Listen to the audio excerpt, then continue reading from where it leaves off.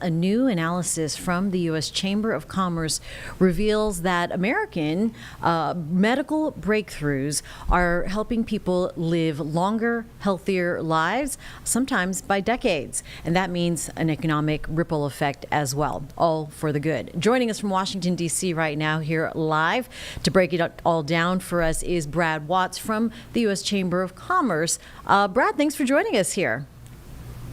Absolutely. Glad to be here with you. So, talk to me here with people living longer, 77 to 40 years longer, depending on the diagnosis. What is what's behind that kind of progress? So, what this means in very real terms is that over a 30-year period, when you treat or you mitigate 4 disease states, obesity, HIV, breast cancer, and cardiovascular, you're generating about $167 trillion in societal value. That's what this study from the Chamber found. Now, that number seems almost too big to be true, but when you think about it intuitively, when Americans are living longer, they are healthier, they're paying more in taxes, they're more productive, and when they don't have to have a caregiver leave the workforce to take care of them, when you think about the value of that per person over a 30-year period, it makes sense. And the reason why we have these critical gains is because the private sector has invested billions of dollars into medical innovation, as North Carolina knows well with its innovative life science industry. Oh, yeah, we have a great industry here, and I just heard you are a Lejeune-born North Carolinian, so you're very familiar with the When area. I worked for Senator Tillis for a number of years as well. And so very familiar with North Carolina and the fascinating amount of investment going on in the Research Oh, Triangle. yeah, it really is happening, and we are definitely benefiting from that. So, medical innovation, though, really changing history and bringing this economic impact. Is this sustainable? It absolutely is sustainable if we have the right policies and procedures in place. At the U.S. Chamber, we support market driven innovation, we support strong intellectual property laws, and we're adamantly opposed to foreign price controls. Because what we found is that when you import foreign price controls into the United States, when you cap the price that the government will pay for innovative medicines, only two things happen. Number one, you either don't get access to those medicines, or number two, you cause a delay. In countries that have adopted this approach, sometimes patients can wait 500 to 600 days for access to a new medicine. And as anyone who's cared for a loved one struggling with a debilitating disease knows, 500 to 600 days can be a death sentence.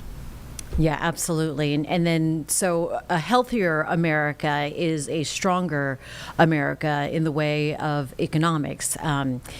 So you have also been vocal, the Chamber's been vocal about protecting innovation and research and development. So any specific policies does that apply to? Absolutely. The biggest threat right now coming out of Washington, D.C. is a policy called MFN, Most Favored Nation pricing, which would allow unelected bureaucrats to set the price of medicines.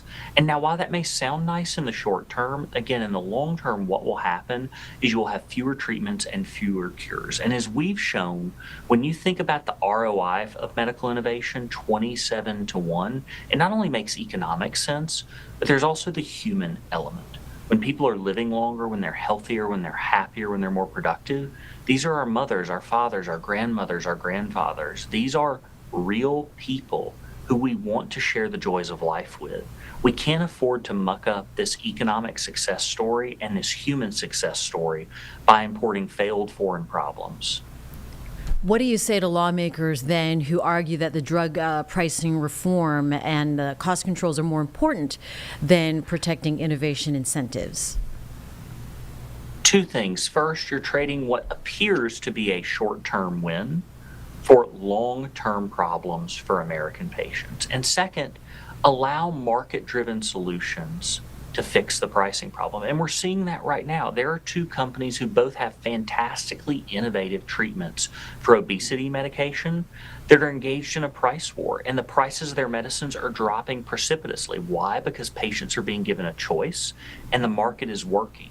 Those solutions, protecting strong IP rights, supporting the market, are going to be what drives medical innovation and ensures that this American success story continues. And obviously, for patients diagnosed with the four that you mentioned, breast cancer, HIV, obesity, and heart disease, the outlook is a much more positive one now than it was decades ago. Not just much more positive, exponentially so. The average person now who's diagnosed with HIV is living 40 years longer, an average lifespan of 77 years.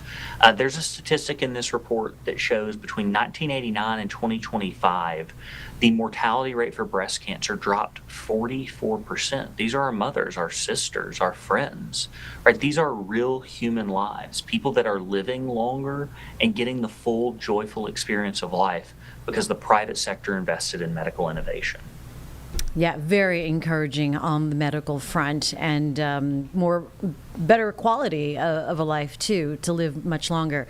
Brad, anything else that our viewers should know today about medical innovation and potential advocacy efforts? What I would encourage your viewers to do is go to uschamber.com/price controls, take a look at our research, take a look at our reports, and what you will see is that when we support market-based solutions and strong IP rights, we have success. But when we adopt price controls, what we're doing is ensuring that we're going to go the way of other countries, which have fewer choices and less access. All right, Brad Watts from the U.S. Chamber of Commerce. Appreciate your time in the conversation this morning. Thank you. Thank you.